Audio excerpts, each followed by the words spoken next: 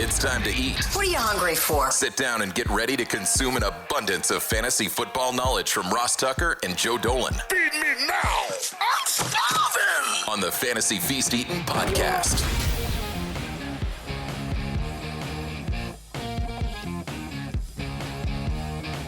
Yeah, let's eat. It is the Fantasy Feast Eatin' podcast. We are presented by DraftKings. Love this show. Love Joe Dolan.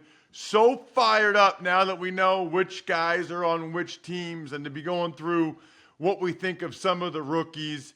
As a reminder, whenever you're placing wagers on anything, just use the code Ross over at DraftKings Sportsbook. That's the key. We've got some very exciting news that we will be revealing over the next couple weeks as it relates to best ball tournaments on our show, as well as getting a chance to go against me and Joe Dolan. I'm Ross Tucker, former NFL offensive lineman, 5 teams, 7 years, classic journeyman, thank goodness, because it got me these gigs with CBS Sports and Westwood One and the Philadelphia Eagles and Odyssey, and then was able to get this podcast network going. Today, Greg Cosell was phenomenal, talking Jared Goff, Antoine Winfield Jr., previewing the AFC West. Make sure you check that out. How about yesterday's Even Money betting podcast? Fezzik had some good ideas as it relates to betting the NFL schedule. We also had Randy Moss, the horse racing guy, on. And, man, Kelsey's got that one blowing up because he said stuff about Secretariat that Kelsey appreciated. So, tip of the cap to Jason Kelsey for that. And then we've got Michael North from the NFL, the vice president of scheduling. He'll be on tomorrow's Ross Tucker Football Podcast. So we are rolling right now on the RT Media Podcast Network. I'm at Ross Tucker NFL on social. We are at Ross Tucker Pod. We're also rolling on this show because today will be our second rookie wide receiver episode. Why are we doing this, okay? Because a lot of you are already gearing up for your season long. People are all over the dynasty stuff. And it's basically best ball season over the next few months. Joe and I love best ball, so we want to make sure you know what these rookie draft picks mean, not just their draft status, their draft prospects, but what it means for the other veterans on the teams where they landed. The guy who knows this stuff better than anybody is Joe Dolan. Check him out on social media at FG_Dolan. Also, go to fantasypoints.com. You guys know I'm a huge fan. And use the code 24FEAST. Get a little discount there on the best fantasy content on the internet. And they got so much else, right? They got Brett doing the evals. They've got the betting stuff. I mean, they're all over it now. Joe, before we get to wide receiver part 2, if you will, there have been some more veteran signings. Last week, we talked about Tyler Boyd going to the Titans. Since then, I think we've had, Zay Jones signing in Arizona, MVS just signed in Buffalo, which, by the way, makes for actually like a crowded wide receiver room or competition now in Buffalo. It's like they're throwing 8 guys into a hat and seeing what shakes out. Curious your thoughts on what's the most impactful veteran wide receiver signing over the last week or so?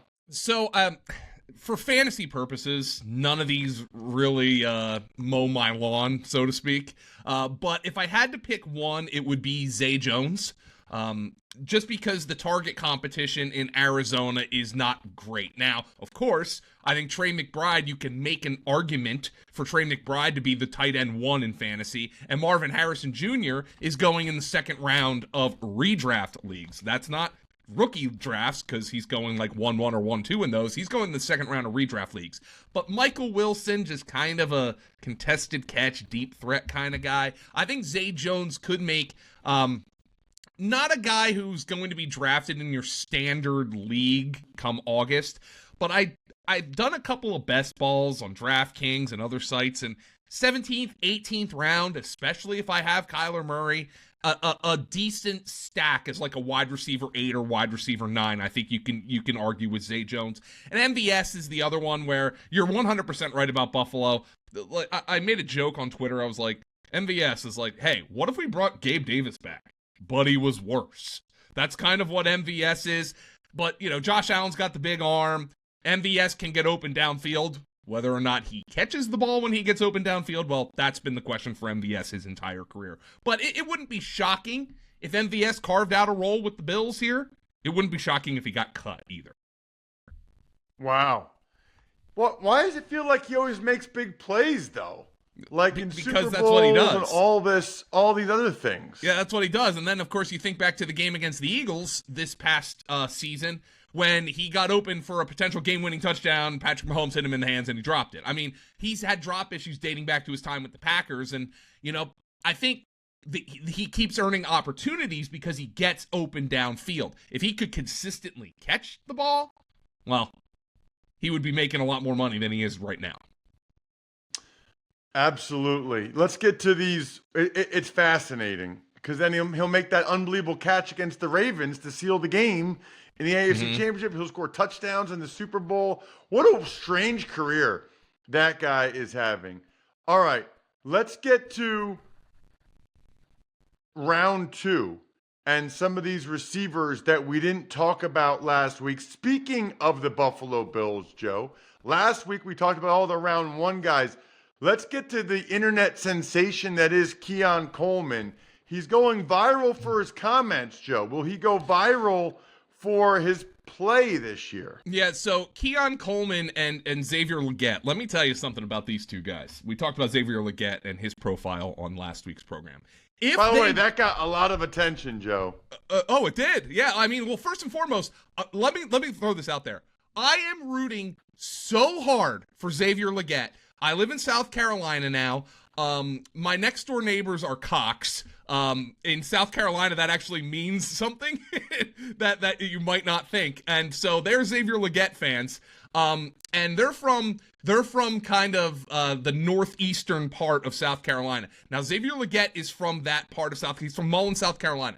Let me tell you something about Xavier Legette. First and foremost, go watch his press conference. He is the most charming individual. He seems so genuinely excited to be in the NFL, and his accent is incredible. So if Keon Coleman and Xavier Legette do not have success as receivers in the NFL, they just need to hook up and do a podcast. Maybe they can go on the Ross Tucker Podcast Network, because these two guys are a delight to listen to just talk. So I'm rooting for them to succeed just so we can hear them talk anymore. Keon Coleman and Xavier Legette. Xavier Legette's profile, we said, it's a supreme outlier, okay? So it's really hard to, like, he didn't have 200 yards for 4 seasons and then he goes for 1,200. You just don't see that anymore. Now let's go to Keon Coleman, because obviously there's plenty of opportunity for Keon Coleman. You can make the argument Keon Coleman has more opportunity than Xavier Legette. You can make the argument he's got more opportunity than just about every rookie receiver in this class, with the exception of Marvin Harrison and Malik Neighbors. The Bills, I mean, Stephon Diggs earned 28% of the Bills' targets last season. Gabe Davis, I mean, they lost about 45% of their targets from just those two guys. They have 317 targets up for grabs. And if they maintain their passing tendencies from last year, which you would think they would, at least on some level, because they have Josh Allen, there's a lot of opportunity here for Keon Coleman to get 110, 120, 130 targets. The thing about Coleman was his career yards per route run, like Xavier Legette, not high. It's as a matter of fact, it's in the 10th percentile. He ran a 4.61 at 213 pounds, which isn't great, but his jumps were out of the building at the combine as well. So this is somebody who can attack the football in the air. He was a big-time touchdown scorer.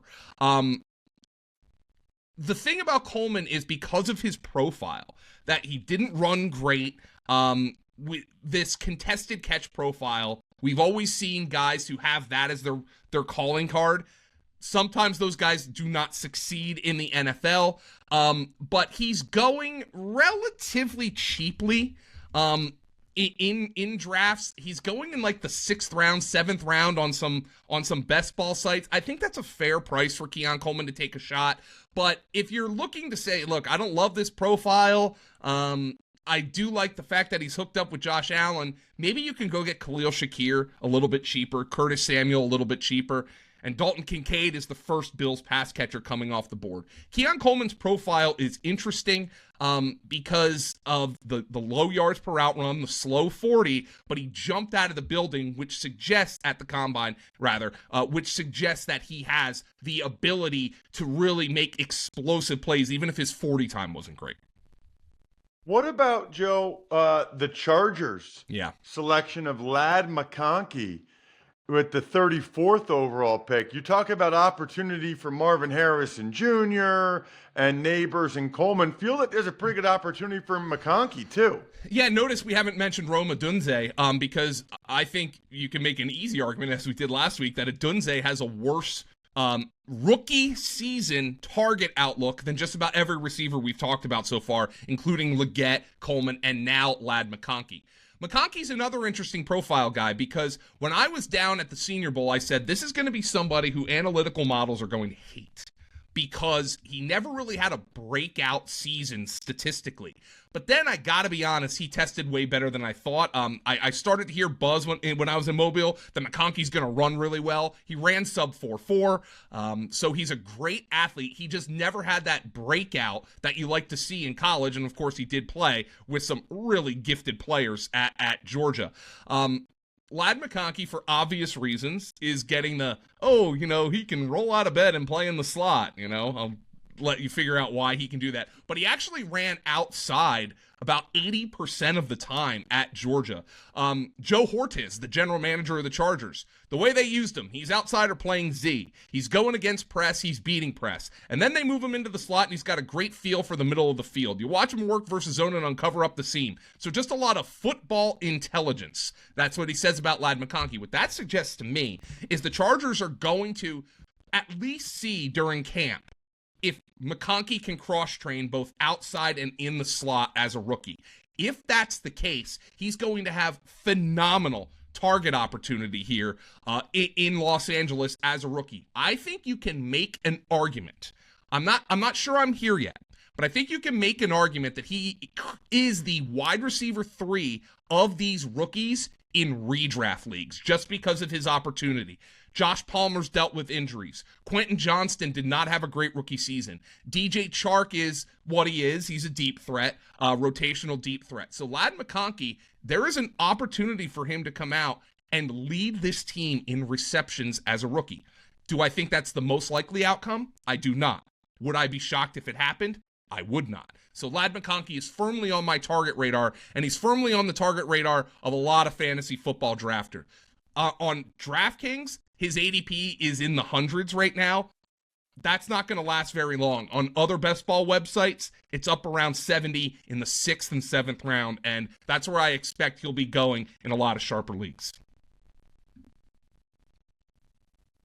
Wow, that's interesting. I think, especially with the way they're going to run the ball, I think there's a huge opportunity for him. There's a huge opportunity for me every time I look in my fridge and see all those beautiful Labatt blue lights, knowing they will be mine. Oh, yes, they will be mine. Always enjoy responsibly. Delicious beer, Labatt USA, Buffalo, New York. All right. Man, there's a lot of receivers. How about Jalen Polk with the Patriots? Does he have an opportunity, Joe? Oh, he has a massive opportunity. The question just is who's throwing the football. Is it going to be Jacoby Brissett or is it going to be Drake May? So there's a lot of questions here with regards to that. The Patriots haven't drafted a good receiver, it feels like, since they drafted Julian Edelman. I mean, it's been that long. But now Bill Belichick's not there anymore. So let's see what happens here. Demario Douglas, Pop Douglas, ended up having a pretty good rookie season. Tyquan Thornton, their second-round pick from a couple years ago, he's been hurt. He's been a healthy scratch. He just hasn't shown up yet. I really like what the Patriots did in the draft. I think they drafted 2 guys at receiver who profile very differently in the NFL based on tape study. I think Jalen Polk is an exclusive outside downfield threat kind of receiver. Obviously, he averaged over 15 yards a catch at Washington last year. As a secondary target behind Rome Odunze, he still had almost 1,200 receiving yards and 9 touchdowns. And then Javon Baker, I think, and our guy Brett Whitefield thought Javon Baker actually profiled as kind of a Rashee Rice type of player on the field, as a big slot receiver who, even though he didn't do that in college, he probably profiles best as that in the NFL. So they drafted 2 really different receivers. Jalen Polk does have opportunity. The question I have is, given his profile as kind of a downfield outside receiver, how much target volume is he actually going to get as a rookie? And that's a question that needs to be answered throughout the season, but we need to see how he's being used and who's throwing him the football in training camp. They just have such a terrible track record of taking the down the field guys in the second round. Chad Jackson and even Tyquan Thornton a couple years ago. It's like the Patriots are where second round pick wide receivers go to die, Joe. Yeah. I mean, like, it just dating back 20, 25 years in the entire Belichick tenure, that they just have had no success there. Maybe Bill Belichick leaving and not making the picks anymore, maybe that's going to reverse the Patriots' fortunes at the wide receiver position. So I'm fascinated by what you think about this next guy, because he's a Greg Cosell favorite on the Ross Tucker Football Podcast. It sounds like he fell because of some off-the-field concerns, and obviously his general manager, Chris Ballard, was not too kind to those thoughts. We're talking about Adonai Mitchell from Texas, who went to the Indianapolis Colts, 52 overall. So I think it's funny that Adonai Mitchell, as he goes by, he's wearing the number 10. And he's wearing the number 10 because 10 receivers were selected ahead of him in the NFL draft. You know, we had our guy Brett Whitefield on the podcast previewing the wide receiver position, and I'm not sure we got to A.D. Mitchell, but I think it's hysterical that Brett's score of A.D. Mitchell was as the wide receiver 11 in the draft class, which is exactly where he got drafted, as the wide receiver 11. Obviously, he played at Georgia behind Brock Bowers, behind Jermaine Burton, behind Ladd McConkey. Look, based on his analytical profile, not great, given his production. The good news, though, is he's an absolute freak athlete. He blew up the combine. He scored a touchdown in all 5 college football playoff games that he played in his career. The bad news is, by yards per route run, and our guy Scott Barrett just does amazing work at Fantasy Points on this when previewing the rookie class. By yards per route run, 2023 was Mitchell's best season. He was 109th in the country in yards per route run. And then there becomes some of the same concerns that maybe you see from Xavier Worthy. Well, Xavier Worthy didn't catch a ton of passes down the field. Well, is that because Quinn Ewers was inaccurate? Maybe that's the case. Maybe Adonai Mitchell had to deal with a lot of target competition with the tight end who got drafted and also Xavier Worthy. But A.D. Mitchell's going to have opportunity. I don't think it's going to work out for Alec Pierce. Josh Downs had a good rookie season, but he's also dealt with some injuries. A.D. Mitchell has an opportunity to come in here and be the number 2 receiver as a rookie behind Michael Pittman. That is exactly where he was in Texas behind Xavier Worthy last year. Right now, he's getting drafted around the 10th round, and I think that's fair on some best ball sites, given the opportunity. Remember, we also have questions about quarterback in Indianapolis. I liked what I saw in flashes from Anthony Richardson, but the guy started 5 games and didn't finish 4 of them. So we have a lot of things to clean up at the quarterback position for the Colts as well. Joe, what about some of these third-round guys? I'm curious to get your opinion on the fantasy relevance, especially for best ball on DraftKings. Yeah. We'll start with Malachi Corley in the 3rd round. First pick of the 3rd round with the Jets. I'm going to, for all of our young listeners, I know we have plenty of them, Ross. We're indoctrinating them on fantasy football early. I'm going to ask for earmuffs right now because I need to describe Malachi Corley the way that he stood out to me at the Senior Bowl. This guy is an asshole. just a complete asshole, and I mean that in a good way. He wants to run you over. I think it was like his second or third rep in one-on-ones in the first Senior Bowl practice day. Like, literally, he just ran right through a cornerback. Now, and of course, that was fun for me to watch, but Brett Whitefield sitting right next to me, he goes, I'd actually like to see him try to run a route. And then he did that too. But if you're looking at Malachi Corley's tape, the concern here is that all these guys who are like, oh, he plays like Deebo Samuel. You can use him like Deebo Samuel. This guy's Deebo Samuel. He's the next Deebo Samuel. There's still only been one Deebo Samuel. And if anybody in this class is going to be the next, it's probably going to be Malachi Corley. With the Jets, though, you obviously have Garrett Wilson, who's still there, who's a first-round pick for fantasy. They signed Mike Williams.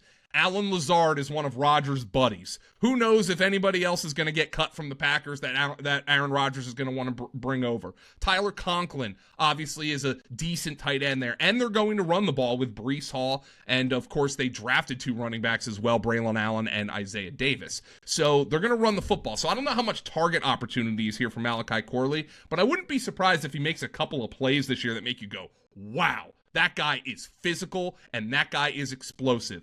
But the problem for Corley is so many of his routes in college, they weren't even routes. They were screens. They were swings. He had a very low average depth of target and won with his physicality and his competitiveness after the catch. Who are you higher on, Joe, out of the next 2 third-rounders in the AFC North? Jermaine Burton with the Bengals out of Alabama, or Roman Wilson with the Steelers out of Michigan? So, in terms of opportunity, it's obviously Roman Wilson. I just spoke with Brooke Pryor from ESPN about the Steelers, and she's like, I can't even think of somebody on this roster right now who will be the number 2 wide receiver outside of Roman Wilson. They just don't have somebody behind George Pickens. And this is somebody who I think, to go back to the cliche that we had with Ladd McConkey, I think Roman Wilson can roll out of bed and play the slot right now in the NFL. The question is, how much are the Steelers actually going to throw the football? I mean, you have Arthur Smith, you have Russell Wilson and Justin Fields have shown over the past couple of seasons that you are not going to be a pass-first football team if those 2 guys are your quarterback. You're going to want to run the ball, and the Steelers have 2 really good running backs and an excellent run game designer in Arthur Smith calling the plays. Roman Wilson has the better opportunity. Jermaine Burton, I'm very interested in.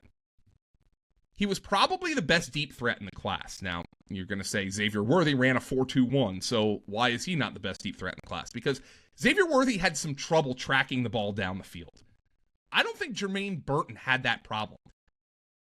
He averaged 20.2 average depth of, that's not 20.2 yards per reception. His average depth of target at Alabama last year was 20.2. He was literally running wind sprints and go routes. That's what Jermaine Burton was doing. He doesn't have great target upside, obviously. Presuming T. Higgins is back, obviously they have Jamar Chase. But Joe Burrow is a fantastic deep ball thrower. And Jermaine Burton is one of those guys who, when I draft Joe Burrow, I'm looking to stack Joe Burrow with a receiver. If I draft Jamar Chase, I want Joe Burrow. If I draft T. Higgins, I want Joe Burrow.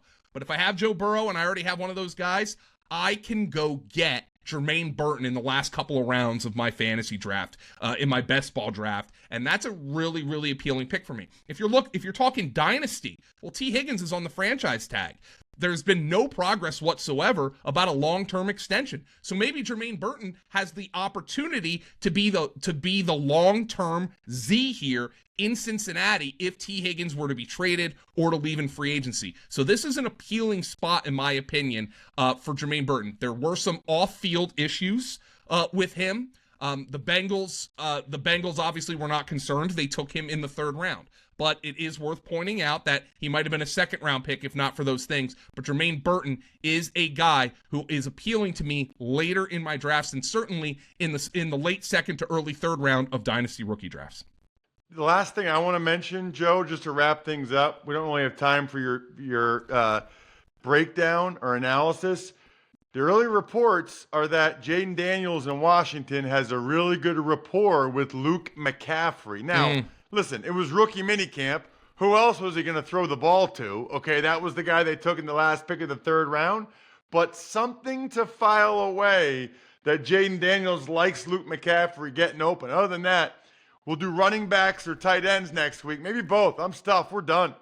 Thanks for tuning in to Fantasy Feast. Make sure to also check out the Ross Tucker Football Podcast, Even Money, and College Draft, all on the DraftKings Network, YouTube, or subscribe to the podcasts on your favorite platform.